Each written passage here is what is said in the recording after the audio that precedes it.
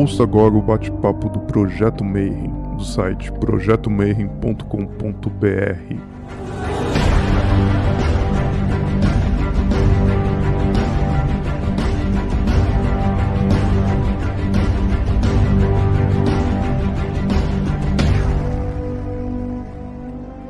Bom dia para você que é de bom dia, boa noite para você que é de boa noite e boa tarde para quem for assistir isso aqui depois. Você está no Bate-Papo Mayhem e essa é uma iniciativa que surgiu esse ano. Na verdade, uma coisa ruim que depois se transformou numa coisa muito legal, né? Então, como vocês sabiam, todo ano a gente tinha o simpósio de hermetismo e esse ano, para você que está assistindo isso daqui uma década, né? Você vai saber que em 2020 a gente está passando por uma pandemia e está todo mundo preso em casa. E por conta disso não vai ter um simpósio de hermetismo. E aí a gente decidiu convidar todos os estudiosos de várias áreas de hermetismo, de ocultismo, de religiões, de filosofias, para bater um papo aqui e fazer uma palestra como se fosse lá no simpósio, só que agora diretamente. E hoje a gente vai falar de taoísmo. E eu tenho um convidado aqui que você, na verdade, já conhece ele, porque se você já leu o blog do Teoria da Conspiração, o Projeto Mayhem, então você já viu vários textos dele, mas você provavelmente nunca tinha visto o rosto. Então, hoje eu queria dar as boas-vindas, irmãozão Gilberto Antônio, seja muito bem-vindo aqui no bate-papo de hoje. Olá, Marcelo, muito obrigado. Ni hao para todos, que serve tanto para dia como para noite, não interessa o horário. É um prazer estar aqui com vocês, compartilhar do taoísmo, né? A gente já faz um trabalho há tempos já no site, e agora estar aqui ao vivo é mais emocionante ainda. Bom, para começar, eu ia fazer uma pergunta, que é a primeira pergunta de todas, assim, você se apresentasse para o pessoal e como é que você chegou no taoísmo, no hermetismo, qual que é o teu caminho? Bom, foi uma trilha bastante movimentada a respeito disso, né? Eu comecei a estudar as filosofias orientais com 11 anos de idade, e já me interessei pelo budismo, já me interessei pela cultura do Tibete e fui crescendo dentro disso, né? E comecei depois a praticar artes marciais como uma forma de um exercício prático, porque nós estamos falando em final dos anos 70, começo dos anos 80, então você não tem internet, você não tem importação de livros, de material, você não tem coisa nenhuma no Brasil. Então, o jeito que eu tive de praticar a filosofia foi justamente as artes marciais. Então, ao longo da minha vida, eu pratiquei muitas artes marciais, Karatê Goju-Ryu, Aikido, Tai Chi Chuan, estilo Shen, estilo Yang, Xin Chuan, várias artes marciais, e principalmente ligadas ao taoísmo. Um pouco sem querer, mas acabou ligados ao taoísmo. Estudei engenharia elétrica na FEI, aqui em São Bernardo. Terminei o curso de parapsicologia na Escola de Parapsicologia de São Paulo. E em seguida fiz aperfeiçoamento em artes marciais na Faculdade de Educação Física de Santo André. E ultimamente eu estava com umas ideias já diferentes. Eu fiz o bacharelado em Ciências e Humanidades com ênfase em Filosofia na Universidade Federal aqui do ABC. Então, essa é mais ou menos a carreira oficial. E, fora isso, eu estou já há quase 30 anos atuando como jornalista especializado em cultura oriental, né? Desde 92 que eu trabalho exclusivamente com cultura oriental. E nessa trajetória eu tive várias revistas, tive jornais, tive vários tipos de publicações voltados geralmente à cultura oriental, às artes marciais, em geral. Eu era muito adepto do budismo, né? Durante a primeira parte desse meu estudo todo, mas a partir de 88 eu percebi que, na verdade, eu era taoísta. Então, não fui eu que escolhi o taoísmo se mostrou para mim e falou que isso já era uma coisa que já estava dentro, né? Eu estava andando numa rua em 88, aqui perto da minha casa, de repente eu parei e vi o universo se expandindo na minha frente e eu compreendi o que é tal. E nesse momento eu me lembro bem que eu dei uma gargalhada. E vários livros falam que quando você descobre o tal, você dá uma gargalhada, porque ele é extremamente simples. Mas como você não tem dimensão intelectual para compreender, é passado batido, né? Para você compreender, você precisa ter uma experiência pessoal. E aí, depois dessa experiência pessoal, em 88 eu passei a me dedicar totalmente ao taoísmo. Continuei estudando outras filosofias, porque faz parte, né, do universo oriental, mas fiquei especificamente preso no taoísmo. Então eu estudei todas as técnicas do taoísmo, das artes marciais, do Feng Shui, Qigong, medicina chinesa, I Ching, todas as áreas de aplicação do taoísmo, inclusive pesquisando a religião, o misticismo, a magia, todo esse lado taoísta que, na verdade, o ocidental não conhece. É uma coisa muito difícil você ouvir falar em demônios, em exorcismo, em possessão, e tudo isso está implícito no taoísmo também, de uma certa maneira. Hoje eu desenvolvo um trabalho na revista Daojia, que é a única revista em língua portuguesa do mundo que fala sobre taoísmo e cultura chinesa, e também sou coordenador editorial da Revista Brasileira de Medicina Chinesa, que é a publicação mais importante da América Latina nessa área hoje. E aí nós desenvolvemos esse trabalho todo, divulgando o taoísmo, divulgando a cultura chinesa para todas as pessoas. Tá? Então, a trajetória é mais ou menos essa. Eu tive uma formação assim meio eclética, mas eu posso dizer para vocês que eu uso cada grama de conhecimento que eu tive, desde a engenharia até a parapsicologia, eu uso cada grama, principalmente nos meus cursos, porque, como disse o Rodrigo, né, a partir do tal da física do Fritjof Capra, agora antes da gente começar, a física moderna ela tem muito a ver com o taoísmo, sem você viajar muito na maionese. Tem gente que viaja muito na maionese. Se você colocar as coisas no seu sentido, você consegue explicar algumas coisas muito bem para os ocidentais. Então, a parapsicologia me deu um pingo de ceticismo e me deu a possibilidade de pesquisar com uma lógica mais científica esses fenômenos, essas ocorrências, e a engenharia e a filosofia me permitem melhorar a explicação disso para as pessoas. Né? Em base disso é que eu acho que assim, meus cursos as pessoas gostavam muito, os livros também têm caído no gosto popular, porque eu escrevo sempre com uma facilidade de leitura, sempre com termos coloquiais, porque o meu objetivo, né, isso é uma coisa bem clara, é sempre o de tornar o taoísmo um conhecimento amplo, um conhecimento popular, porque eu acho que as pessoas têm muito a se beneficiarem desse conhecimento milenar. Ele pode ajudar a gente a resolver muitos problemas de hoje em dia. Então, o meu objetivo, com todos os meus livros, todos os meus cursos, toda a divulgação que eu faço, e eu trabalho 100% com divulgação do taoísmo, é justamente ampliar o máximo possível esse conhecimento para as pessoas, mesmo pessoas leigas que não entendam nada disso. Né? Todo mundo pode se beneficiar desse conhecimento. Então, a gente acha que a primeira pergunta de todas, que a galera deve estar aqui para fazer, é a seguinte: o que é o taoísmo, né?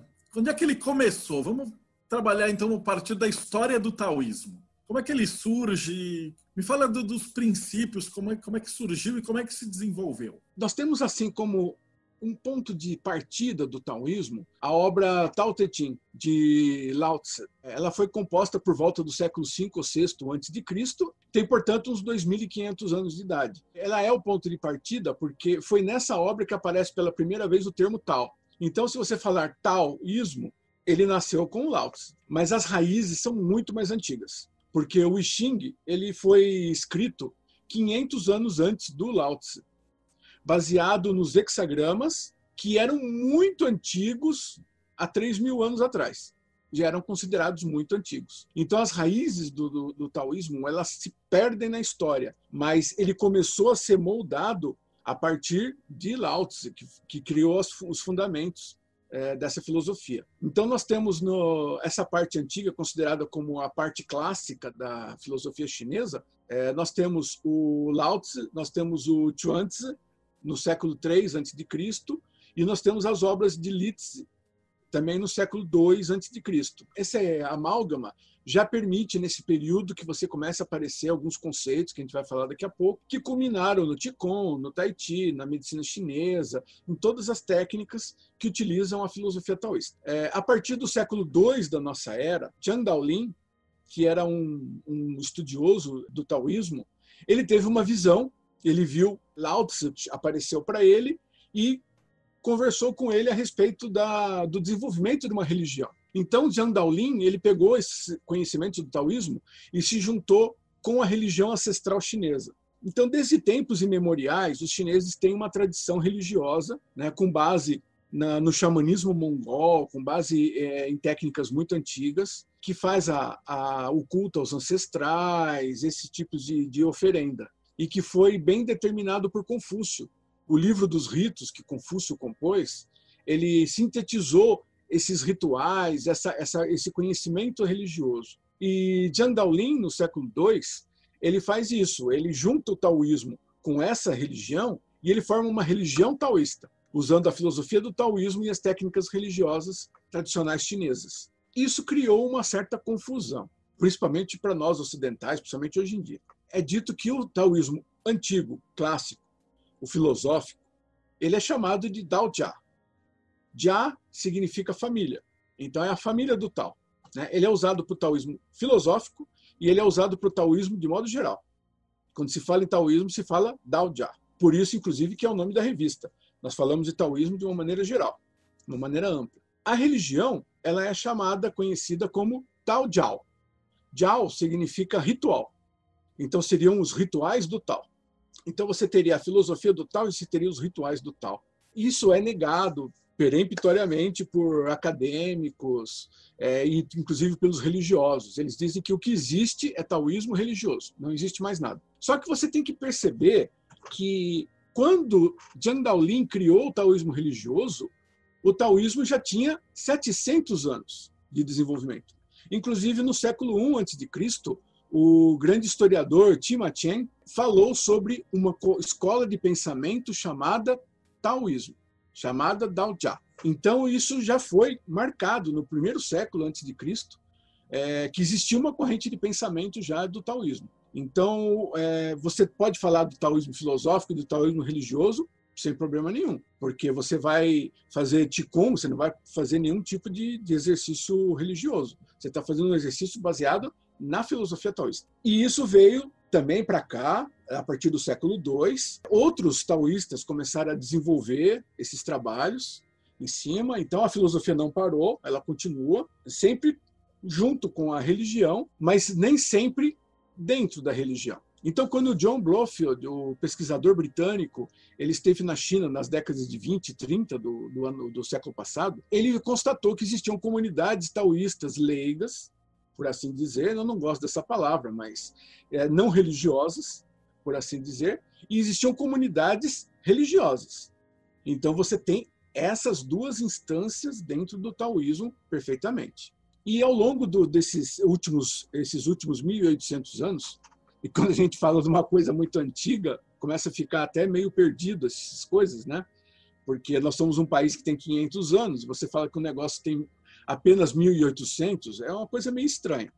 Mas nesses 1.800 anos, houve vários desenvolvimentos. Desenvolveram melhor as técnicas do Qigong, existia a alquimia chinesa, né? A alquimia taoísta, que é a alquimia interna, a partir do século II, III. Então, existiram alquimistas como Wei Boyan, como Kohun. Wei Boyan, inclusive, fez a primeira fórmula da pólvora. Foi um cientista taoísta que criou a pólvora. E tivemos médicos como Sun Simiao e diversas outras personalidades. A partir do século V, por exemplo, começou um movimento no taoísmo no sentido de se juntar às três joias, que são as três joias do pensamento chinês: o confucionismo, o budismo e o taoísmo. No caso, o budismo chegou por volta do século II ou III da nossa era, é uma colocação tardia, e aí a ideia era juntar essas três filosofias e fazer uma filosofia que fosse definitiva. Então, o taoísmo começou a sofrer muita influência do confucionismo, do budismo, né, mas sem perder as suas características nitidamente taoístas. Então, se você fizer hoje um exercício de arte marcial, de Tai Chi Chuan, você vai ver que tem componentes taoístas, tem componentes confucionistas e muitas vezes tem componentes budistas também. Então, é uma coisa que ficou muito marcado, né?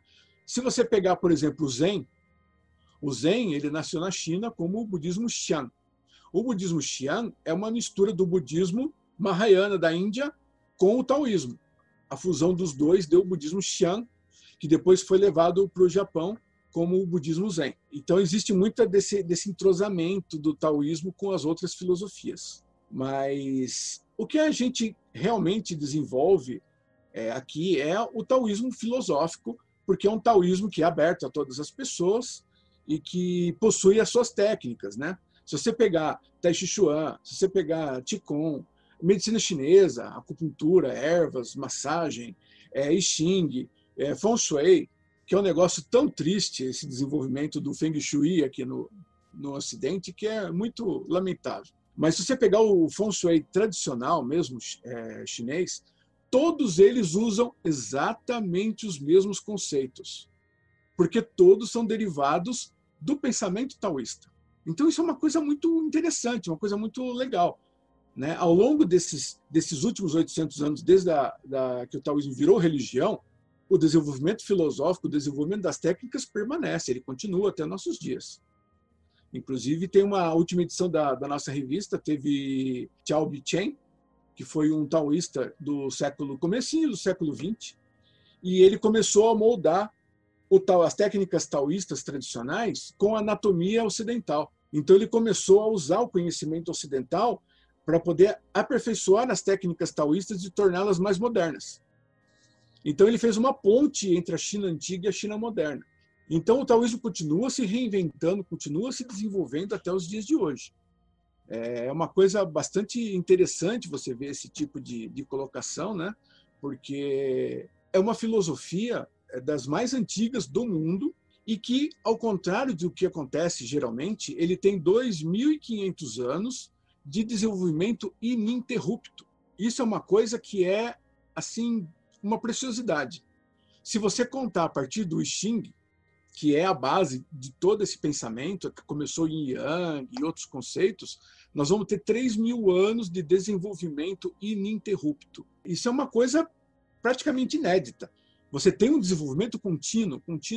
Então, o que nós pensamos de taoísmo hoje começou há 3.000 anos e vem ganhando terreno até os nossos dias atuais. Originalmente era baseada no quê? Quais são os princípios do taoísmo? Uma pessoa que nunca viu o taoísmo, então como é que ele conseguiria identificar assim, quais são as bases filosóficas do taoísmo? A primeira coisa para se identificar um taoísta é o bom humor. Não existe taoísta carrancudo. Tá? Se o cara ficou meio nervoso, ele deve ser budista, porque ele não é taoísta. Né? Você vê os imortais taoístas, eles são sempre gordinhos, rechonchudos, bebendo vinho, tocando música, recitando poesia na sombra dos bambus. É sempre desse jeito. Então, o taoísta é assim. Tá? O taoísta é assim. Se fizer um curso meu, você vai ver umas piadas que você nunca imaginou ver no curso de filosofia. Porque é assim que a coisa funciona. Agora, a relação aos conceitos, propriamente dito, o primeiro que é o Tao, que eu não posso falar porque ele foge da percepção intelectual. Eu acho que isso é o mais importante, né? Porque o Lao Tzu, ele fala no primeiro capítulo do Tao Te Ching, o Tao é o nome do inominável. Ou seja, se você pode dar um nome, você pode explicar, não é o Tao.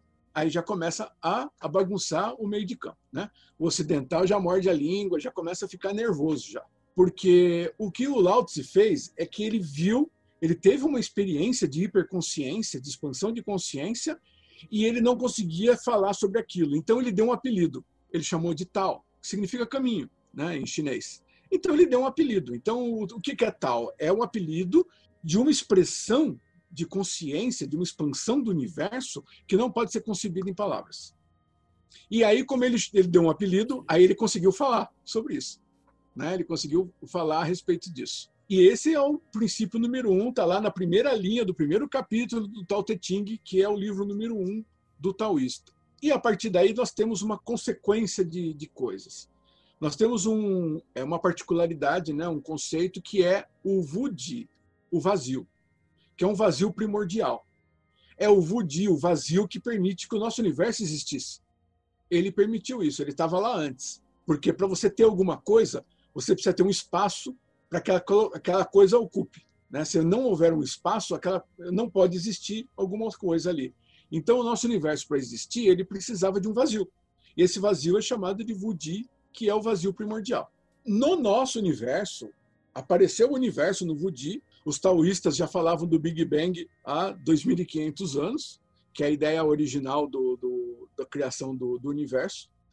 E chinês também nunca achou que a Terra era plana, sempre achou que a Terra era uma esfera flutuando no espaço, que é infinito. Essa era a concepção de planeta para eles. E aí você tem, dentro do nosso universo, o Yin e Yang.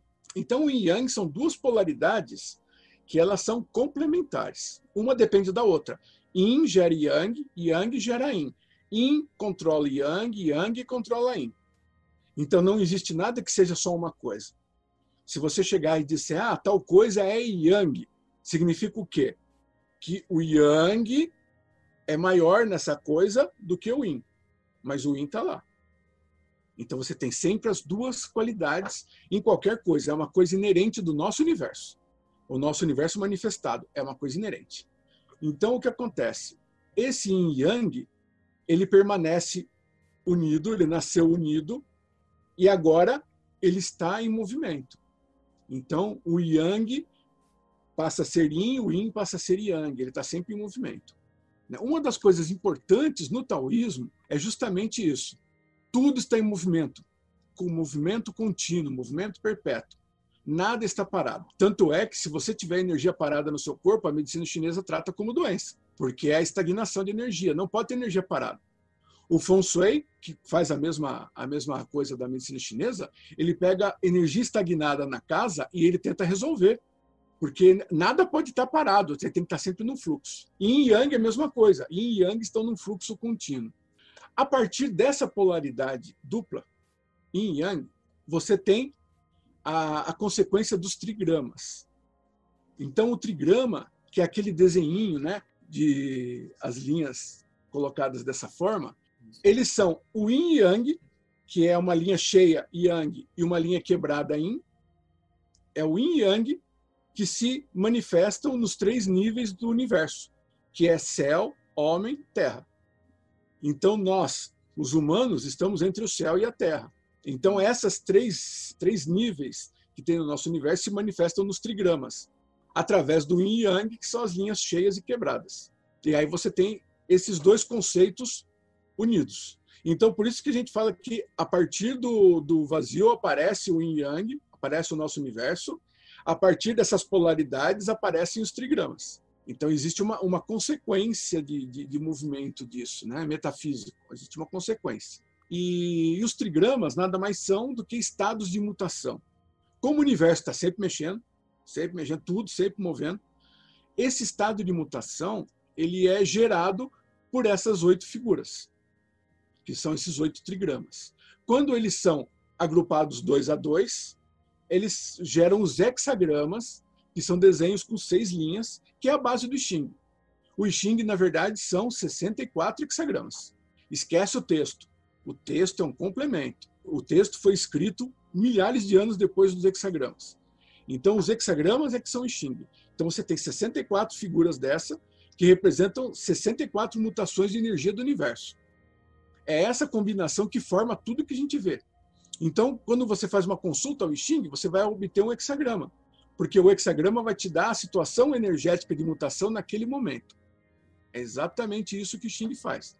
O I Ching, como qualquer outra coisa, não prevê futuro. Ele prevê uma máxima probabilidade de alguma coisa acontecer se o que você estiver fazendo prosseguir. É mais ou menos isso. Depois a gente pode até discutir melhor. Mas os trigramas, então, são isso. São 8 situações energéticas que, combinadas, formam toda a estrutura energética do universo. Todas as situações de mutação do universo. Porque se tudo muda o tempo todo, a coisa mais importante que existe é você saber quando muda e como muda. Por isso é que os trigramas, o I Ching é tão importante na filosofia taoísta. Um outro conceito que começou a brotar a partir do I Ching e tomou mais corpo a partir do século III a.C.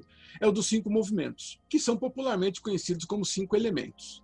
Na verdade, o termo original, Wu Xin, em chinês, o Xin quer dizer ação, quer dizer movimento. E como eu falei, nada fica parado. Então houve um certo problema de tradução, porque os ocidentais viram os 5 movimentos, que são madeira, fogo, terra, metal e água. E eles viram esses 5 movimentos e falaram assim, nossa, é igual os 4 elementos gregos. É daí que vem a ideia do elemento, que na verdade eram 5, porque o Aristóteles incluiu mais um, né? Incluiu o éter. Então o que acontece? Você tem aí uma correlação, eles acharam que tinha uma correlação com os elementos gregos. Na verdade não tem. Porque o Wu Xing, os 5 movimentos, são 5 estados energéticos que as ações e as situações se assemelham. Então, quando a gente fala assim, você tem um movimento madeira, você não está dizendo que o negócio é feito de pau. Você não está dizendo que o negócio é feito de madeira. Você está dizendo que aquele movimento tem um sentido de crescimento. Isso é madeira. Tanto é que no Feng Shui, você não pode usar um objeto de madeira para representar madeira. Você tem que usar uma planta de rápido crescimento. E isso tem a força da madeira, porque ele cresce. Se você disser que existe um caso aqui em que a situação ela é fluida, então é água, movimento água. Se a situação cresce e se alastra, é movimento fogo. E assim por diante. Então você tem esse tipo de caracterização dos estados energéticos. Por isso que você vê muitas vezes na internet, você vê aquele pentagrama que é o ciclo de criação. Porque um elemento, como ele está mudando, ele vai originar outro. E esse elemento vai originar outro. E assim por diante. Então a madeira gera fogo, que gera terra, que gera metal, que gera água, que alimenta a madeira. Ele faz esse ciclo. E isso são os 5 movimentos. As aplicações de Yin e Yang, 5 movimentos, 8 trigramas, elas são inúmeras. O Qigong usa, o Tai Chi usa, a medicina chinesa usa, o Feng Shui usa, todo mundo usa. Porque esses são alguns conceitos básicos do taoísmo.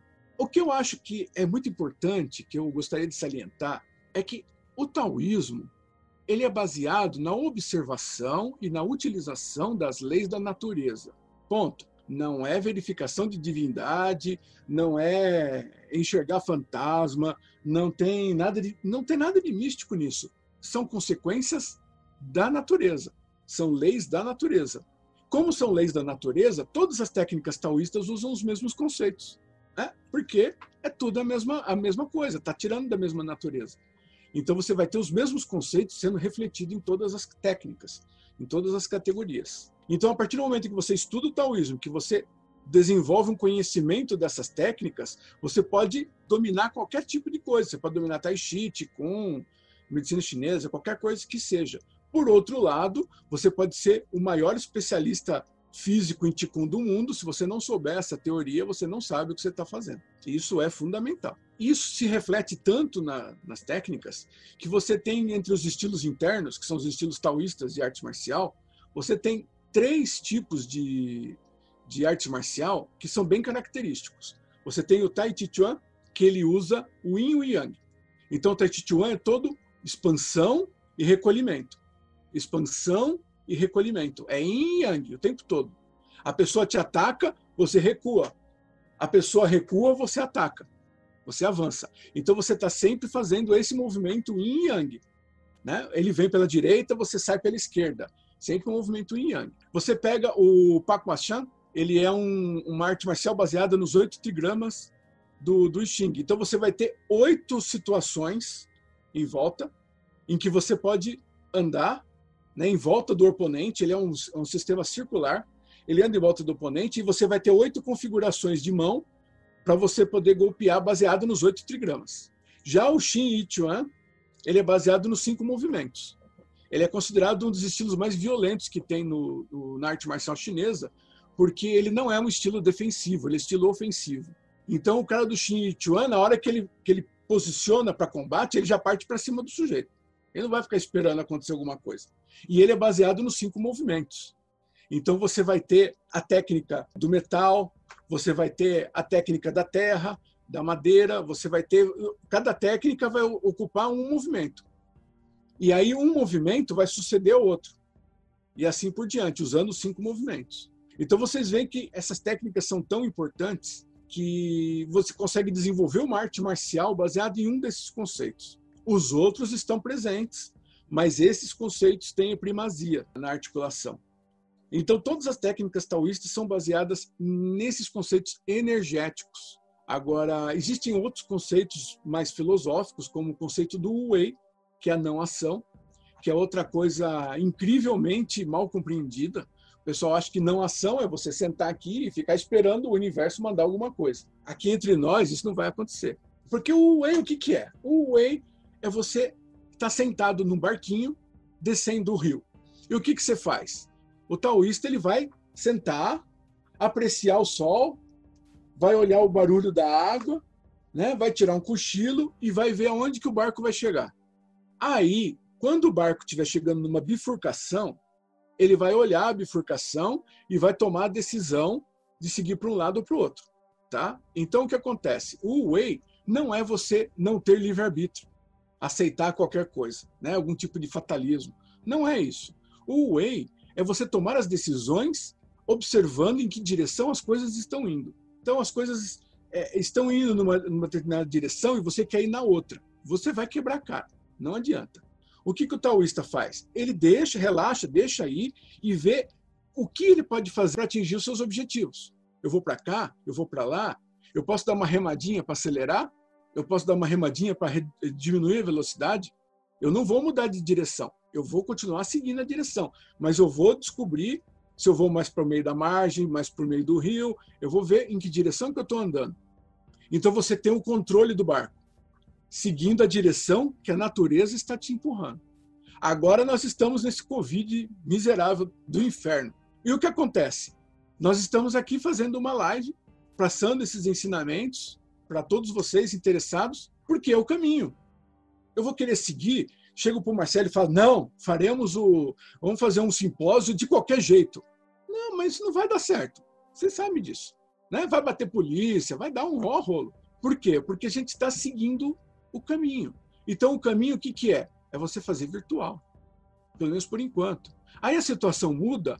Opa, a situação mudou.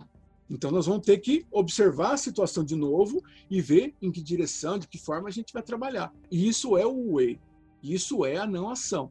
É você observar e agir de acordo com o fluxo das coisas. Então, existem vários conceitos filosóficos que são muitas vezes mal compreendidos, mas que permitem que você consiga ter uma vida mais tranquila. Porque uma das características do taoísmo é pensar muito no hoje. Porque o que passou, passou e o que vem não chegou. Então você foca no hoje. Né? Eu costumo dizer que os dois grandes obstáculos do ser humano é o medo do que vem e o remorso do que passou. Esses são dois grandes obstáculos. E aí vocês veem como esse negócio é legal, que contaminou o budismo, e o Zen tem como uma das suas referências básicas viver o momento. Aí você olha lá, nossa, que ensinamento bom do Zen. De onde que está vindo? Está vindo daqui de trás, né? Então, é a ideia, é você ficar atento ao momento. Você vai ter saudade do que você vai se preocupar com o futuro um pouco. É normal, você não vai também largar no barco e vai dormir e a cachoeira está chegando. Também não é assim. Você vai prestar atenção no que está acontecendo, mas você não vai se preocupar. Você vai esperar aquela diversidade chegar e aí você vê o fluxo das coisas que estão indo e aí você vai dar um jeito de resolver. O pensamento taoísta é meio por aí mesmo. Por isso que eu digo que os nossos problemas do cotidiano, eles podem ter muita influência benéfica das ideias taoístas. Isso é uma coisa que eu sempre coloco muito fortemente, que o taoísmo não é um negócio antigo, o taoísmo é um negócio vivo. Porque a história do taoísmo vem de 1000 a.C. até hoje de manhã. A história do taoísmo é isso. Então ela está sempre se reinventando, sempre se modernizando. Essa colocação é perfeita de seguir o fluxo. O Caleb perguntou se no trigrama as 3 linhas são céu, homem e terra. No hexagrama, como é que você diferencia o que está em cima do que está embaixo? Eles têm nomes diferentes. Como é que dá essa passagem do trigrama para o hexagrama? O que acontece aqui é o seguinte, o hexagrama, o trigrama também, e o hexagrama principalmente, a leitura dele é sempre de baixo para cima. Então a linha de baixo é a primeira, a linha do topo é a última. Tá? Porque é o sentido de crescimento, né? As plantas crescem de baixo para cima, nós crescemos de baixo para cima. Então nós somos filhos da terra que crescemos em direção ao céu. O movimento é sempre de baixo para cima. Ocorre que se você pegar os 64 hexagramas, colocar um do lado do outro e fizer um círculo, você vai notar que o trigrama de baixo fica para dentro e o trigrama de cima fica para fora, fica externo. Então nós temos o trigrama inferior, que é o de baixo, ou trigrama interno, e nós temos o trigrama superior ou trigrama externo. Então, essa diferença é a primeira análise que a gente faz do hexagrama, é o trigrama inferior, trigrama superior. A partir daí, você está estabelecendo 2 posições, porque tem 2 componentes, yin e yang. Então, você vai ter sempre os 3 instâncias 2 vezes. Por que não são 9 linhas? Porque o componente do nosso universo é 2. Então, você vai ter 2 componentes. Então, você vai começar a entender o hexagrama a partir disso, a partir do movimento dele para cima e a partir do trigrama inferior, trigrama superior. Então, o hexagrama ele não é uma coisa uniforme, ele é composto de 2 trigramas sobrepostos. Então, a partir daí, você tem o significado do hexagrama, o significado das linhas do hexagrama e o significado dos trigramas componentes, que é o de cima e de baixo. Tá? Isso aí, basicamente, é por aí. A análise do hexagrama vai partir sempre dos trigramas. E aí, do pequeno, né, do micro para o macro. Sempre desse sentido. Era uma coisa que eu tinha notado já quando eu comecei a estudar Xing assim, muito tempo atrás, que eles são 32 pares, né? Dá para colocar, porque eles têm aquele... Qual que é o termo? Que é o hexagrama reverso, né? Se você tivesse, por exemplo, yin, yin, yin, yin, yin, você teria um do outro lado que é yang, yang, yang, yang, yang. Então você tem 32 pares e tem alguns que são simétricos, né? E aí, nessa coincidência, você vai ter 10 deles que eles são simétricos e 22 que são assimétricos. Que isso faria uma referência com a árvore da vida, né? Era uma conexão do hermetismo com o taoísmo, que o pessoal colocava muito. Na verdade, o taoísmo ele tem muito em comum com o hermetismo, né? A partir das leis de funcionamento do universo, uma série de coisas, porque os dois partem da observação do universo, das leis naturais. Então, o que acontece? Não pode ser muito diferente. Só que tem uma visão, que é a cultura mais ocidental, e a visão chinesa. Então, é uma mudança assim, muito cultural. Agora, esse dos hexagramas, perceba que eles são simétricos, só muda o eixo de simetria. Então, você tem um que é espelhado e outro que é de cabeça para baixo. Esse sistema de parzinhos, é chamado de sequência do Rei Wen, ou sequência do céu posterior. Esse foi definido como o original do I Ching, que Confúcio ensinava e que ele escreveu. Agora, existe uma outra sequência que foi elaborada na dinastia Song, por volta do ano de 950, da nossa era, pelo matemático chinês Shao Yang. Shao Yang desenvolveu a matemática binária, o sistema binário de sinalização, e ele ordenou os hexagramas a partir da matemática binária. Porque o hexagrama, ele nada mais é do que um sistema informático de 6 bits. Ele é basicamente isso. Então, você tem uma sequência que segue a matemática binária. Então, você tem 6 linhas. Dessas 6 linhas, você pode colocar 1 ou 0.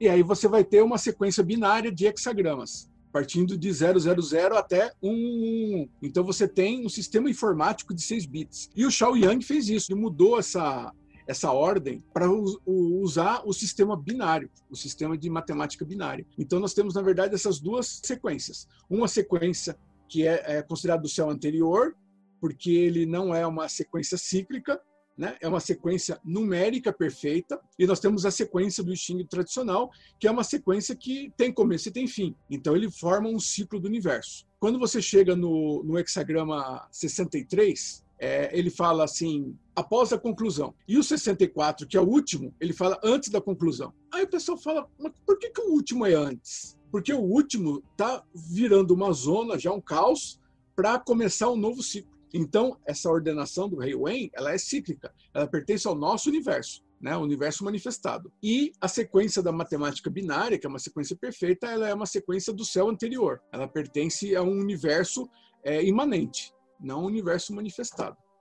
Uma explicação perfeita. O Rafa Reis, ele colocou ali a vibração e polaridade, movimentos do Yin Yang. Então, tem várias similaridades também, que o hermetismo veio beber do taoísmo, né? Aquele o todo é mental, né? Aí depois ele fala das polaridades, fala dos dois lados, que tudo vibra, tudo está em ciclos, passa de um lado para o outro. Então, muito do que a gente percebe nas 7 leis herméticas vieram aí desses conceitos que você está explicando. Você consegue falar um pouquinho mais da diferença aí dos movimentos para os elementos ocidentais? Que a galera, acho que essa é a maior confusão que o pessoal faz. Todo mundo vem e fala assim, poxa, mas... E principalmente porque chamaram de 5 elementos chineses? É uma confusão tão antiga e tão arraigada no espírito das pessoas, porque o especialista em medicina chinesa, o Ma Xiaoxia, que possui muitos livros conhecidos em medicina chinesa, ele falou que é uma confusão que provavelmente não vai acabar, porque isso já entrou tanto no imaginário popular, isso já faz tanta parte do conhecimento que as pessoas têm de medicina chinesa, que provavelmente nunca vai acabar. A gente nunca vai conseguir definir e acabar com esse nó de vez. Mas o que aconteceu? Os gregos, eles tinham como fundamento do universo que eram formadas de 4 substâncias, né? Terra, ar, água e fogo. As 4 substâncias. Essas 4 substâncias, o Aristóteles depois acrescentou o éter, que é uma substância que permearia o universo, que faria a combinação deles. Então, para os gregos, aquilo era a formação dos elementos, das coisas. Os elementos eram chamados de elementos porque eles são formadores.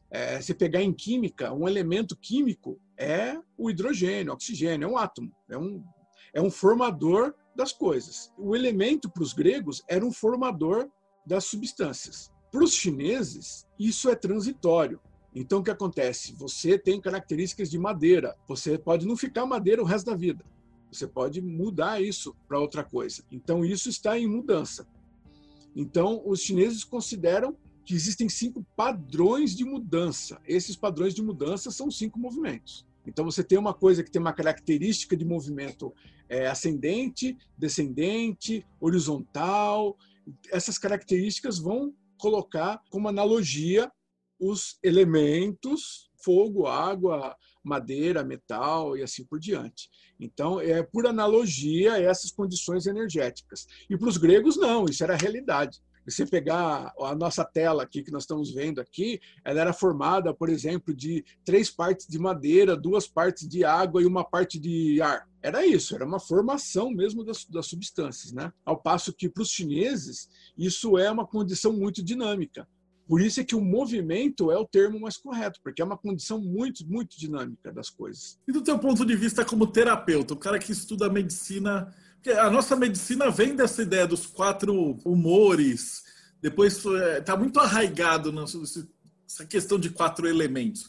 E aí o cara vai estudar alguma medicina chinesa. Como é que, na tua opinião, assim, na tua experiência como terapeuta que precisou adaptar e tal, como é que se faz essa adaptação? Tem que zerar tudo, começar do nada? Dá para compartimentar? Como que é esse processamento? É um problema muito sério, porque o que acontece? A medicina chinesa, ela parte de um paradigma científico diferente, tá? O paradigma científico chinês, o paradigma científico taoísta. Então, o que acontece? Para o taoísmo, para a mentalidade chinesa, o visível e o invisível estão presentes o tempo todo. Então, o Confúcio está falando sobre as qualidades morais do ser humano e que isso depende do ti de alguém. Ele já botou o ti no meio.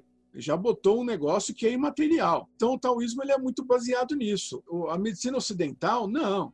Ela é uma medicina que ela é baseada na observação de alguma coisa palpável, alguma coisa visual e palpável. Eu digo palpável e visual porque o microscópio nada mais é do que uma extensão do olho e assim por diante. Então, todos os mecanismos são extensões dos nossos órgãos normais. E o taoísmo usa outra coisa, ele usa a sensibilidade. Então, o que acontece? Quem sabe o que é o Tao é quem teve a experiência real. Quem sabe o que é Ti é quem teve a experiência real. Inclusive, eu desenvolvi um curso chamado Tao Ti, que é uma metodologia exclusiva para você entender e sentir e usar o Ti em uma aula, em um dia. Porque eu vi gente que fazia Tai Chi, fazia Qigong há uma década e não sentia o Ti. Eu não sei como é que é o Ti. Você tem que sentir para saber, né? Tem que sentir. Então, eu desenvolvi, inclusive, uma metodologia para isso. Agora, o que acontece? A ciência ocidental não funciona dessa forma. O paradigma dela é exclusivamente visual, apalpável, baseado em coisas teoricamente racionais para poder entender aquela situação. E a medicina chinesa não. Ela é baseada no conhecimento antigo e naquilo que você está percebendo e sentindo, através de uma sensibilidade, não de um sentimento, sentindo através de uma sensibilidade. Não tem como fazer muito paralelo, você entendeu? O que acontece? Você pode usar as duas concomitantemente, que eu acho que é a atitude mais correta. Então você não vai desprezar um raio-x, você não vai desprezar uma tomografia porque você está fazendo leitura do pulso da pessoa. Você não vai fazer isso. Do nosso lado funciona assim. Do lado ocidental, não. do lado ocidental, o nosso não funciona, não existe. Agora, é isso que eu acho uma coisa muito triste. Eu gosto de ciências desde criança, tenho formação científica e eu vejo assim a física avançando para territórios inacreditáveis, sabe? Com coisas que um objeto está em dois lugares ao mesmo tempo, um objeto é e não é ao mesmo tempo, umas coisas assim que vão contra o nosso senso comum, a física. Aí você vai olhar a medicina ocidental, ela é mecanicista e reducionista.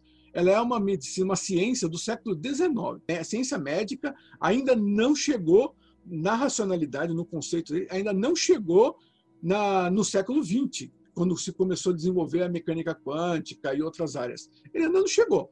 Ela ainda tem a mesma visão reducionista. Por exemplo, a homeopatia. A homeopatia está sendo combatida porque você dilui 1 milhão de vezes e aquilo não tem nada. E isso é uma visão do século XIX, porque a água é uma substância anômala, ela tem uma série de propriedades quânticas, inclusive não conhecidas totalmente, né? Ela tem uma série de propriedades muito diferentes. Pode ser que aconteça alguma coisa? Pode.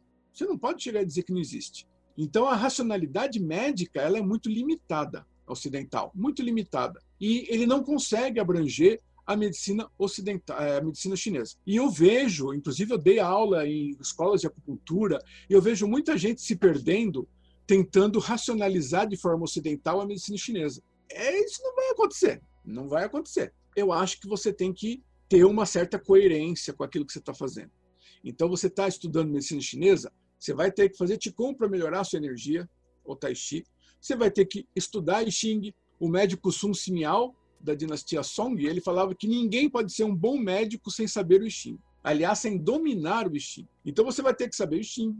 Você vai ter que saber o que a filosofia taoísta fala, o que é o Wei. Você vai ter que saber isso para você fazer um bom médico. O pessoal, não, eles querem técnicas para enfiar agulha. Você entendeu? Grande parte das pessoas tem essa mentalidade ocidental. Então você entra num escritório, num consultório de acupuntura e muitas vezes é tudo branco, tudo limpo, tudo desinfetado, o cara de jaleco.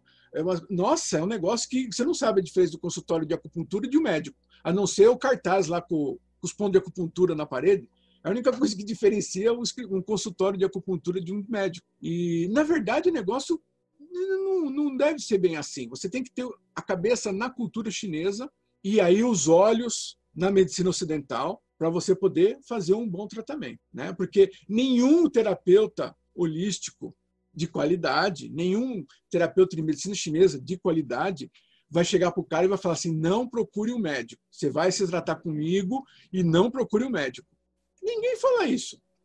Agora, o sujeito vai no médico e o médico fala, não procure acupuntura. Uma vez eu tratei um rapaz que estava travado em casa há 2 dias com problema no ciático. E eu fiz auriculoterapia nele. Não pus nem agulha, só pus as sementes de aurículo e liberou a coluna dele, ele ficou normal. Aí eu falei para ele, vai no médico. Porque é a 3ª vez que eu estou te salvando aqui na sua casa e você tem que saber o que está acontecendo. Aí eu mostrei que a postura dele no computador estava errada, porque a medicina chinesa busca a causa, né? Você tem que buscar a causa. A postura dele estava errada, mas que ele devia ir no médico para ver se tem algum outro dano, se tem alguma coisa acontecendo. Aí ele foi no médico e o médico deu o diagnóstico lá, hérnia, não sei o quê, e foi categórico. Não faça auriculoterapia, porque a semente na sua orelha vai atrapalhar o tratamento médico. Aí a gente fica igual aquele meme do John Travolta.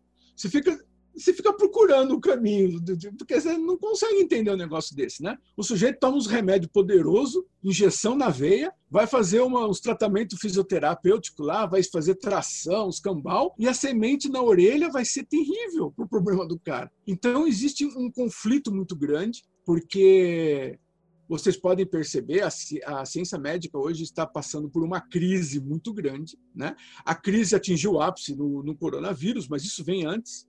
As terapias alternativas crescem a cada ano, né? E tem muita gente nervosa por causa disso, porque existe essa separação de ideias, de conceitos. Então, o que acontece? Infelizmente, a pessoa tem que aprender medicina chinesa através da cultura chinesa. Anatomia, ótimo, maravilha. O que puder agregar, ele agrega. Mas o cerne da questão é a medicina chinesa, a cultura chinesa. Inclusive, eu trabalho, como eu falei no começo, né, na Revista Brasileira de Medicina Chinesa. Tem várias pesquisas científicas que aparecem. Existem toneladas de pesquisa científica feita com medicina chinesa. Todas as pesquisas tratam dos resultados. Pode reparar nisso. Tratam dos resultados, comparação de resultado, comparação de técnica, efeito disso, efeito daquilo. Nenhuma pesquisa médica trata da causa daquilo, porque a causa foge da ciência ocidental. A causa está dentro do paradigma holístico médico chinês. Então, você não vai nunca conseguir entender a causa. Teve aluno meu que chegou para mim já e falou assim, professor, o senhor tem formação em ciência, quando que a ciência vai descobrir o Qi? Quando que a ciência vai entender o Qi? Aí eu falei para ele, nunca. Porque o Qi não faz parte do paradigma científico ocidental. O ocidental não vai ter um aparelho para captar o Qi, porque o Qi não pode ser captado por um aparelho dentro desse paradigma. Né? O que as pesquisas científicas mostram? A maioria é infravermelho. Infravermelho é uma radiação eletromagnética que é causada pela movimentação do Qi. Então, você vai fazer imposição de mãos, sua mão esquenta. Né? Então, vai ter uma radiação infravermelha saindo das suas mãos. Então, todo lugar que você direcionar o Qi, você vai ter essa emanação infravermelha. Mas isso não é o Qi, isso é uma consequência. Então, a ciência ela não consegue chegar nesses elementos da filosofia chinesa. Ele consegue ver os efeitos que dão no mundo atual, porque eles são de enxergar e apalpar. Então, eles vão ver os efeitos que estão no mundo atual. Então, o que eu posso dizer é o seguinte, quem quiser aprender medicina chinesa, mesmo que seja formado em medicina, porque em medicina ocidental, porque na China existem duas faculdades, medicina ocidental e medicina chinesa.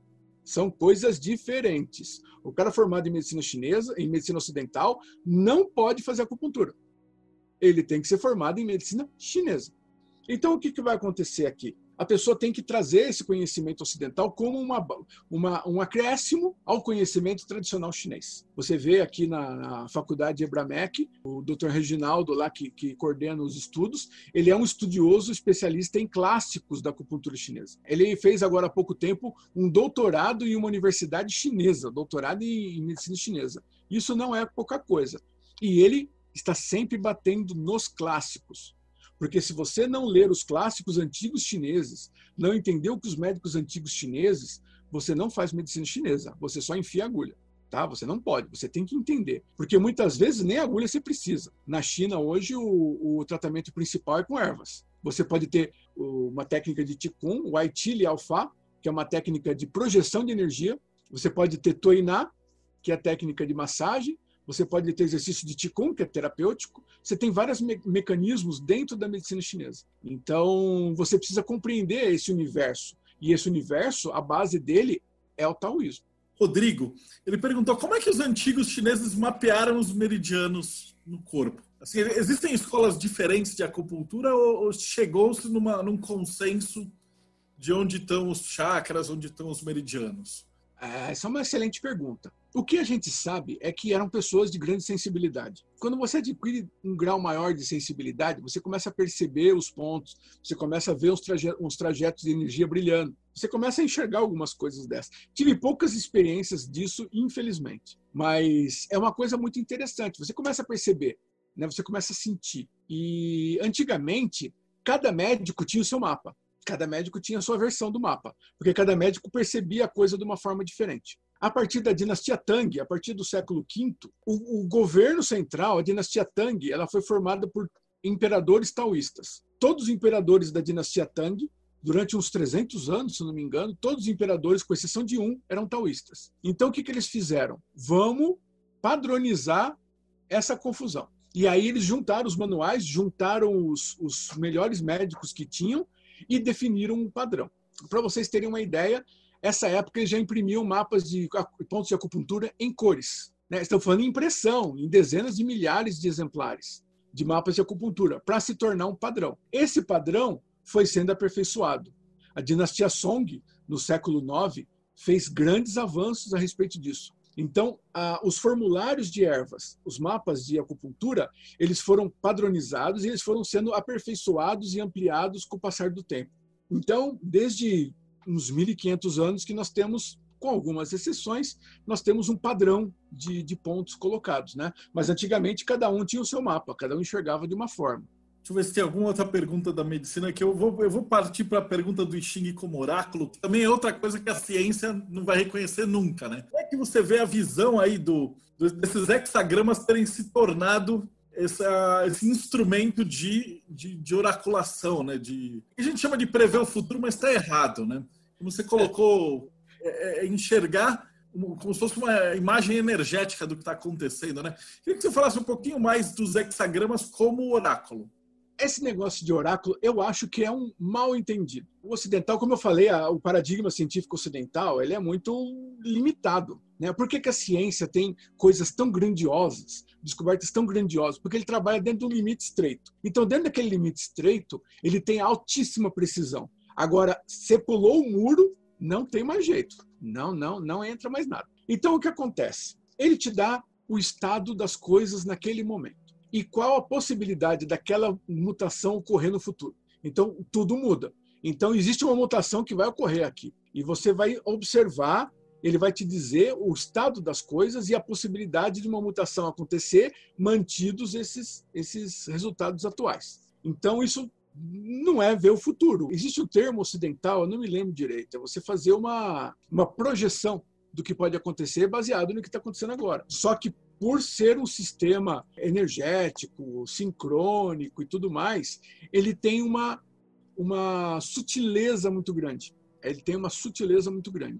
Então, ele consegue enxergar as coisas de uma forma mais profunda, de uma forma mais completa, do que se você simplesmente juntasse os dados e analisasse. Porque o I Ching vê muitas coisas, inclusive, que você não está vendo, né? Está nas conformidades do universo. Então, ele vai fazer uma leitura muito mais completa. Eu lembro que o John Blofeld, né, o pesquisador que eu citei antes, ele estudou o I Ching muito tempo, e uma vez ele falou que ele achou que ele estava dominando o I Ching. E aí ele perguntou para o I Ching se ele estava realmente dominando o I Ching. A resposta do I Ching foi algo como assim: você tem certeza do que você está dizendo? Né? Isso é uma coisa que você não vai aparecer em outro lugar, né? O I Ching, ele te dá conselhos. Se você fizer destrinchar ele do jeito correto, ele possui uma quantidade de informações absurdas sobre aquilo que você está perguntando. Então, no final, quem toma a decisão é você. Você tem o livre-arbítrio de fazer ou não fazer, ou de observar esse estado e tentar fazer uma coisa diferente, né? Isso aí é uma colocação sua. Agora, o que acontece? O ocidental, ele é preso nesse negócio de ver o futuro, talvez por um problema filosófico de insegurança, né, quanto ao futuro. Em vez de viver no hoje, ele fica preocupado com o amanhã, e aí ficou com esse negócio de ficar vendo o futuro, né? Vou contar um caso para vocês rapidinho aqui, que é escabroso. Vocês sabem que o sonho de todo mundo é ir aparecer num programa de TV para poder divulgar esse trabalho que você faz. E uma vez caiu no meu colo um convite para ir numa emissora de TV falar sobre Xing. Falei, nossa, agora resolveu, o tal me colocou no caminho certo,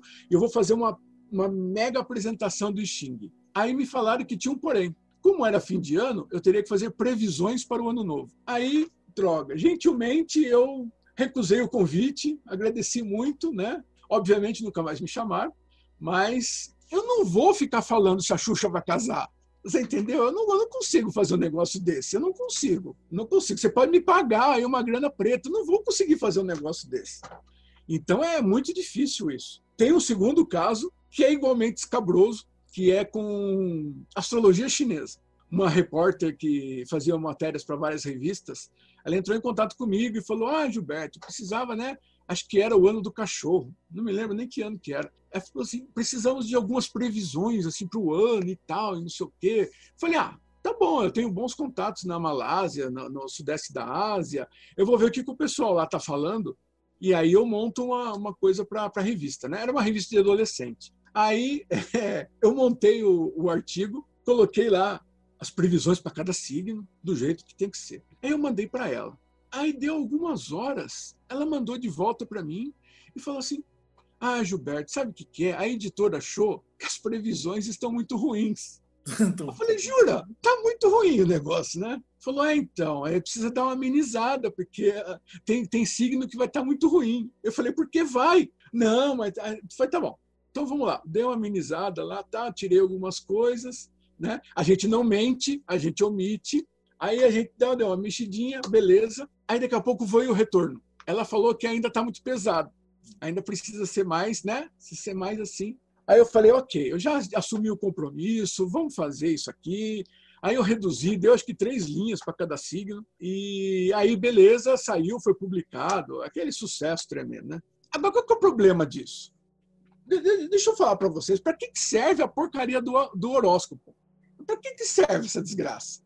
É para você se preparar para o que vem. Não é? Coisas boas, legal, vamos dar ênfase nisso. Vai ter algumas coisas ruins, então temos que nos preparar. Tem alguns períodos do ano que vão ser piores, então nós temos que ficar atentos a esse tipo de coisa. É para isso que serve o negócio. Se tiver tudo, vai ser tudo legal, você vai arrumar o amor da sua vida, você vai ficar rico, você vai arrumar um novo emprego, você vai ter uma empresa. Ué, isso aí você não precisa. Não precisa de um horóscopo para dizer isso. Conheci um cara uma vez de um jornal de grande circulação, né? Um colega jornalista que trabalhava com horóscopo, e eu falei, caramba, né, como é que funciona esse tipo de coisa? O horóscopo, obviamente, não era de nenhum grande astrólogo, né? Ah, não, isso aí a gente pega um horóscopo lá de 6 meses atrás, troca os signos e publica de novo. Por que eu não pensei nisso antes, né? Quando a mulher me perguntou do signo do cachorro lá, por que eu não pensei nisso antes, né? Isso acontece. Acontece. E ninguém percebe nada, porque tudo aquilo é bom, ou não é bom, é ameno. Né? Não tem desgraça. Se eu chegar e dizer assim, você está ferrado, sua vida financeira vai ser um inferno, você não vai gostar de mim. Não vai. Então, o que acontece? Você fica assim, não, vai ter algumas dificuldades financeiras, vai passar por algumas turbulências, porque Mercúrio é retrógrado, sei lá que diabo que é. Vai acontecer uns problemas desses, né? Agora, o que acontece? Se eu falar para você, olha, em março, suas finanças estão em risco. Em fevereiro, você vai tomar cuidado. Aí, aquele seu cunhado vai vir te propor um grande negócio em março. Aí você vai lembrar do horóscopo e vai falar assim, peraí, né? Tem uma pegadinha aqui. Eu não vou entrar nesse negócio, não. Então, é para isso que serve o horóscopo, para isso que serve Xing, essas coisas, né? Não adianta nada você querer dourar a pílula e fazer coisa tudo bonitinho, né? Mesmo porque o Xing nem sempre fala aquilo que você está esperando. E eu vou dizer para vocês que é uma coisa muito triste. Você faz uma pergunta falando assim, agora vai dar tudo certo. Aí o Xing chega e te solta uma paulada na orelha, você fala, tá bom, né? Vamos fazer de outro jeito, então. Porque o Xing mostrando lá na frente, tá? É como aquele cara lá na ponta do navio falando em que direção que o rio está indo. Você está descendo o rio, mas você não enxerga direito lá na frente. Aí tem um carinha lá na proa do navio que está te dizendo para onde que o rio está indo. É o que o Xing faz, né? A função do Xing é basicamente isso. Eu falo nos meus alunos que o Xing é aquele seu amigo que se perdeu com você na floresta e que trepa na árvore lá no coqueiro mais alto e ele olha lá de cima e fala assim, olha, tem uma cachoeira à esquerda, aqui a uns 3 quilômetros, e tem uma estradinha a 5 quilômetros à direita. O que você vai fazer? O Xing não te deu a solução. Ele está te mostrando o que tem, né? Agora, quem que decide para que lado você vai, o que você vai enfrentar? É você. O pessoal acha que você lê o horóscopo e você já sabe o futuro. Não, não sabe. O futuro você vai fazer. É em virtude do que vai aparecer na sua frente. A gente sabe disso, né? Porque cada dia é uma surpresa. Você nunca sabe o que vai acontecer amanhã. A gente pode estar fazendo essa live e acabar a energia. Vai saber. A gente não sabe. Então, a gente vai lidando com a situação conforme vai aparecendo e usando o nosso livre-arbítrio. Mas sabendo que a tendência é aquilo ir naquela direção. Tá? É mais ou menos essa história triste dos oráculos que permeiam a nossa vida aqui. Uma explicação perfeita. Já que você tocou no tema da astrologia chinesa, qual que é a principal diferença da astrologia dentro do taoísmo para a astrologia clássica que a gente tem ocidental? Eu sei que é um tema gigantesco, assim, só dar uma pincelada para o pessoal, que depois provavelmente eu vou ter que fazer um outro bate-papo só para falar de astrologia chinesa, porque é muito complexo. Mas só dar uma palhinha para o pessoal ter uma noção. Porque a gente está acostumado só com a astrologia de cá. E fala de astrologia chinesa, o cara pensa só no ano. Ano do cachorro, ano do tigre. Isso. Então, como é que funciona a engrenagem?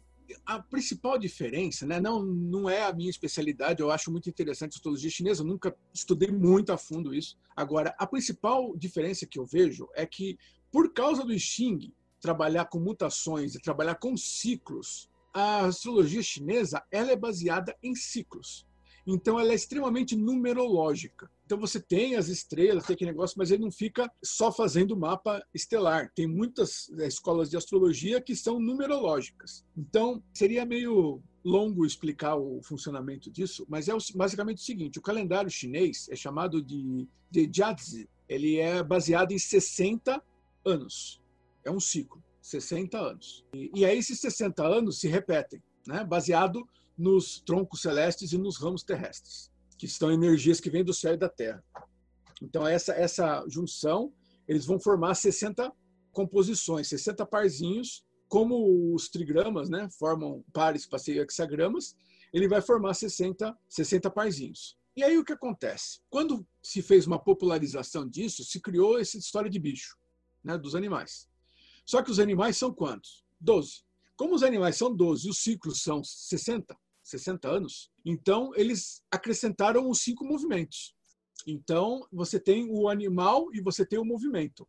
Aí você tem 12 animais vezes 5 movimentos, você tem 60 anos, que é um ciclo, né? Então, nós estamos no ano do rato de metal. O rato de metal é diferente do rato de madeira. Vai possuir características diferentes. Eu sou do ano do cavalo de fogo, que diz a tradição que na China eles afogavam as pessoas que nasciam nesse ano porque são terríveis. Ainda bem que eu não sou chinês. E aí o que acontece? Você tem esses ciclos de 60 anos. Então os animais se adaptaram ao ciclo de 60 anos usando os 12 animais e usando os 5 movimentos. E existem outras características. Existe uma escola de astrologia, por exemplo, chamada de Patsi, os 8 caracteres, que ela é conhecida principalmente como os 4 pilares, a escola de astrologia dos 4 pilares. Os 4 pilares são dia, mês, ano e hora que você nasceu. Como são dia, mês, ano e hora que você nasceu, componente Yang e componente Yin. Então você tem esses 4 pilares, vezes as 2 junções, você tem 8 caracteres, que são os 8 características. E aí a gente vê o dia, mês e ano que nasceu, vê a sequência no calendário, e aí tem as suas características. Aí você tem as características deste ano, que é o ano do rato, e assim, assim, assim.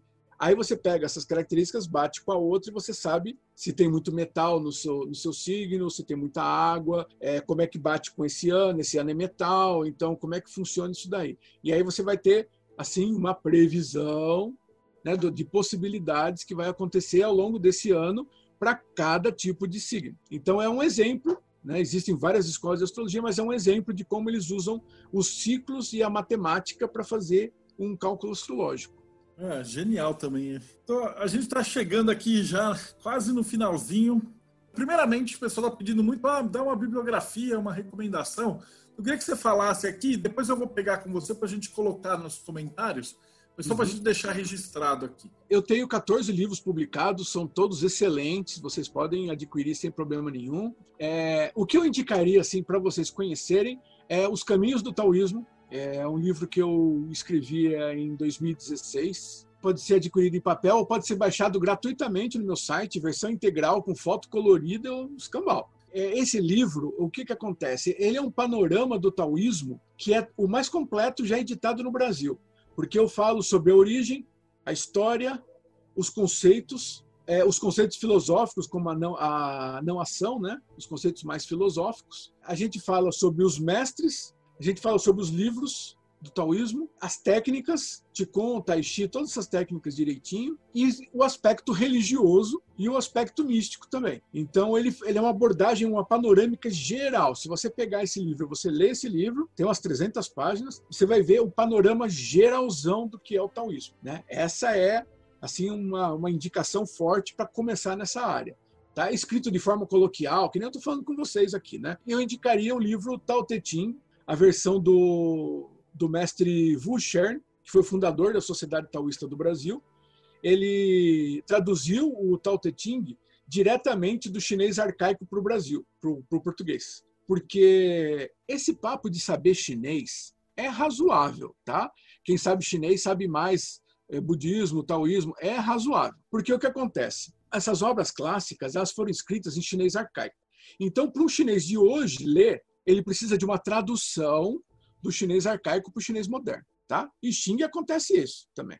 chinês arcaico para o chinês moderno. Então, eu tenho edições bilíngues aqui em chinês, que são traduções do chinês arcaico. E aí você percebe que você traduz do chinês arcaico para o chinês moderno. Aí traduz do chinês moderno para o inglês. Aí depois traduz do inglês para o francês, do francês para o espanhol, do espanhol para o português. O que você tem aqui?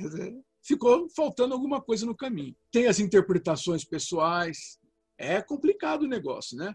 Teve o Huberto Roden, que é um grande pensador, né, escritor, pensador aqui. Ele traduzia tal como Deus, sem escrúpulo nenhum. Eventualmente, você pode até usar isso, mas é complicado isso. E o mestre Shen, apesar de ser da tradição Zhenyi, né, da religiosa taoísta, ele fez uma tradução muito interessante do livro, com algumas explicações, com algumas notas. E existe uma outra versão, porque essa versão do Tao Te Ching, e aí você pega e vê o Xing, ele é mais ou menos desse tamanho também em chinês. Aí você vê aquelas versões com 500 páginas, você fala, nossa, que filosofia complicada. Né? Na verdade, o que acontece? Você tem que interpretar o negócio direitinho. E existe essa versão em bolso e existe uma versão comentada dele, que é muito interessante também, porque é uma versão mais grossa, né? A capa é a mesma, mas tem uma versão de tamanho maior, mais grosso. Ele explica aqueles conceitos todos lá do Tao Te Ching, ele vai separando as coisas.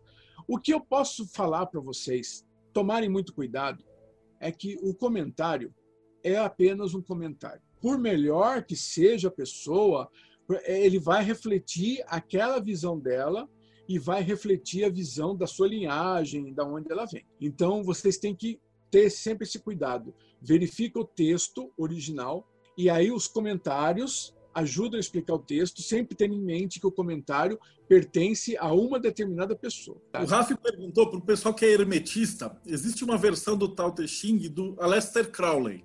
Eu não sei se você já chegou a ter contato com ela, o que você pode falar para a gente? Porque é a que a gente tem maior contato, né? Uhum. Ele era um hermetista e ele publicou uma versão. Eu não examinei, eu vi a Aleister Crowley, se eu não me engano, parece que tem Xing também, não tem? Parece que eu vi alguma coisa assim também. Tinha uma sequência, inclusive, que era com uns palitinhos que parecem uns palitos de sorvete, que ele fez o Yin e Yang. E aí você jogava e pelo jeito que caía, você já ia direto para o hexagrama. Então ele deu uma adaptada para o ocidente da técnica. Esse é o jeito tradicional de ler o Xing na China. O jeito mais antigo que tem é assim, é uma ripa com um chanfro. Se ele cai com o chanfro para cima, ela é uma linha quebrada. Se cai com o chanfro para baixo, é uma linha inteira. É o jeito mais tradicional de ver. Antes das moedas e das varetas, eu aprendi aquele das varetas. Isso é muito bom. As varetas é um jeito mais tradicional, mais antigo de fazer a leitura, né? Porque o pessoal começa a ficar meio rápido, começa a jogar moeda e começa a fazer umas coisas mais rápidas. E, de repente, você tem aquele ritual, você tem aquela percepção de trabalhar cada fator. Isso é uma coisa muito importante, né? Isso é uma coisa, é o que eu acho fundamental na leitura do I Ching. Então, eu não conheço muito essa edição para ver. Precisaria dar uma checada nela. Eu devo ter aqui, acho que umas 30 edições do Tao Te Ching, mais umas 30 do I Ching, porque as versões são muito diferentes uma da outra. Completamente diferente. Então, precisaria ver uma versão do Crowley, talvez no original. Ele escreveu em inglês, provavelmente no original, para não ter perigo de escapar alguma coisa no caminho. Eu tenho uma pergunta do Orlando. Ele fala assim, as escolas de mistério, muitas delas mantêm no bojo das suas doutrinas muito daquilo que é inerente da filosofia taoísta, inclusive fazendo analogias de princípios gnósticos com os aforismos da Bíblia chinesa. A pergunta é como é que você conciliaria o taoísmo com a gnose chinesa, propriamente dita? Alguns aforismos da Bíblia chinesa. Eu não entendi muito bem isso daqui. Também não. Orlando, você consegue explicar melhor a tua pergunta? Não existe uma Bíblia chinesa, existem umas traduções, né? Ou eles chamam... a Bíblia cristã traduzida para o chinês, né? O que a gente pode colocar é que o taoísmo, ele era já baseado no invisível, como eu falei, né? No Tao, no Qi, 5 movimentos, é uma ideia abstrata, era uma coisa bem assim, já abstrata. Quando ela juntou com a religião, né? com a religião antiga chinesa, aí o bicho desandou, porque aí você tem uma quantidade imensa de técnicas místicas, de manipulação do tempo, invocar demônios, de eliminar demônios, invocar divindades e fazer leitura automática, psicografia, tudo isso os caras faziam. Incorporação mediúnica, tem até hoje no sudeste da Ásia. Então, você tem um corpo de conhecimento muito grande. E aí, esse corpo de conhecimento, principalmente xamânico, mongol, quando ele bateu com a filosofia chinesa, aí ele aprofundou a coisa, né? Ele aprofundou a coisa. Aí essa parte religiosa levou a filosofia para um extremo mais profundo e a filosofia deu uma base de sustentação melhor para essas técnicas que muitas vezes são orais, né? É transmitido oralmente, de experimentação. Começou a ter uma base filosófica muito forte, né? Mas eu acho que você respondeu então a pergunta, porque o Orlando colocou aqui, é o Tao Te Ching, que eles chamam de Bíblia chinesa. Isso, então. O Tao Te Ching, se você interpretar ele direitinho, ele tem uma quantidade imensa de conhecimento dentro de um livrinho de bolso, assim, né? E ele faz várias inferências à parte do invisível, à parte do tal, do espírito, da virtude, e isso daí, junto com a colocação das leis da natureza, que eu falei que é colocado, então ele tem um portfólio muito grande de técnicas desse nível. A hora que ele alcançou a religião chinesa e se fundiu com a religião chinesa, aí a coisa realmente atingiu uma profundidade imensa, né? Por falar em profundidade, eu tenho uma do Peterson aqui. Ele pergunta quantas linhagens de taoísmo existem? Eu não sei quantas estrelas tem no céu. É mais ou menos isso. Porque o que acontece? No taoísmo religioso, você tem duas correntes principais. A Chuanzhen e a Zhenyi. Dessas aqui vieram várias outras ramificações, né? Agora, das linhagens não religiosas, você tem uma infinidade delas. Inclusive, a época dos estados combatentes, por volta entre o século V e o século III a.C., na China, ela foi conhecida como a época das 100 escolas de filosofia, porque era uma quantidade imensa de escolas filosóficas brotando, né? Muitas dessas linhagens morreram, mas muitas dessas linhagens influenciaram outras que vieram até nossos dias. Então, você tem, por exemplo, a escola Jin Shan Pai, a escola da Montanha Dourada, que é uma escola não monástica. Ela é uma escola inclusive tem alquimia e tudo, mas é uma escola para pessoas irem lá e aprenderem. A escola do mestre Jiao Bichen, que foi capa da última edição da revista Dao Jia, ela também é uma escola para qualquer pessoa. Então, além dele fazer essa interlocução com as técnicas de anatomia, fisiologia ocidental, ele também abriu para qualquer pessoa. E, na época, foi um escândalo, porque isso era uma coisa de mestre para discípulo, cada mestre só podia ter um discípulo.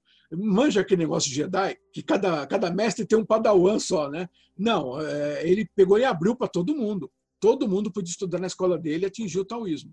Então, você tem uma ramificação gigantesca de linhagens, e você tem duas ramificações principais religiosas que se desenvolveram depois em sub-ramificações. E tem os vira-lata, que nem eu, que estamos aí no caminho, baseado no que eu estou percebendo, no que eu estou vendo e no que eu estou sabendo, e estamos tocando o barco. E para a gente finalizar, como é que o pessoal te acha?